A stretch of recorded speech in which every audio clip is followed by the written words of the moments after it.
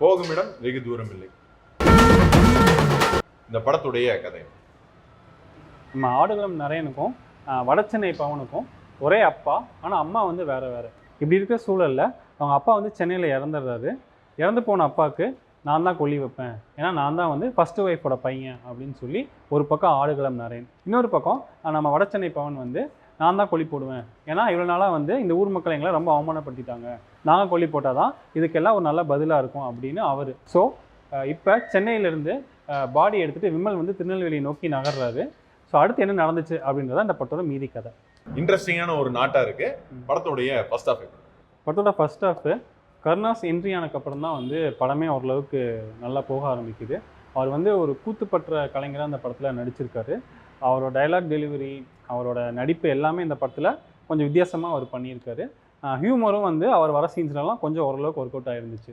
நடராசனோட with நான் தான் நளினமூர்த்தி. இந்த படத்தோட ஃபர்ஸ்ட் ஹாஃபில் சாதாரண மனுஷன் அடுத்தவனுக்கு உதவி பண்ணால் ஏஞ்சல் ஆகிடுவான் அப்படின்ற ஒரு மெசேஜை வந்து சொல்ல ட்ரை பண்ணியிருக்காங்க. அதை வந்து கொஞ்சம் சினிமாத்தனமாக இவங்க சொல்லியிருக்காங்க. அப்படி இல்லாமல் படம் யதார்த்தமாக ஆரம்பித்த மாதிரியே அந்த மெசேஜையும் அவங்க சொல்லியிருந்தாங்கன்னா படம் ரொம்பவே நல்லா இருந்திருக்கும். இன்டர்வல் ட்விஸ்ட்டுமே வந்து ரொம்ப நல்லா இருந்துச்சு. படத்தில் செகண்ட் ஹாஃப் எப்படி?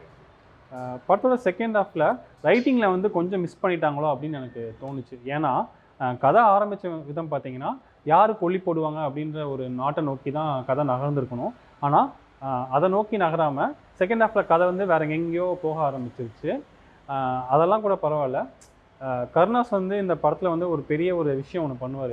அது வந்து எமோஷ்னலாக பார்க்குறப்ப கொஞ்சம் டிஸ்டர்பிங்காக இருந்தால் கூட லாஜிக்கலாக யோசிக்கிறப்ப அது அந்தளவுக்கு நமக்கு சரியானே நமக்கு புரியல. ஏன்னா இறந்து போன அப்பாவுக்கு ரொம்ப சிம்பிளாக 2 பசங்களுமே கொல்லி வச்சுருந்துருக்கலாம், அந்த பிரச்சனையே தீர்ந்துருக்கும். ஆனால் அப்படிலாம் ஒரு லாஜிக்கலாக ஒரு சொல்யூஷன் இருக்கிறப்ப அதை பற்றி யோசிக்காமல் இவங்க வந்து ஒரு எமோஷ்னலாக ஒரு விஷயம் பண்ணியிருக்காங்க. அது வந்து எத்தனை பேர்த்துக்கு வந்து அது வந்து பிடிக்கும் அப்படின்னு எனக்கு தெரியல. மொத்தத்தில் போகும் இடம் வெகு தூரம் இல்லை எப்படி போகுது? செகண்ட் ஹாஃப் ரொம்ப லென்த்தாக போகுது. விமலுக்கு வந்து இது ஒரு கம்பேக் படமாக இருக்குமா அப்படின்னு கேட்டால் ஒரு டவுட்டு தான்.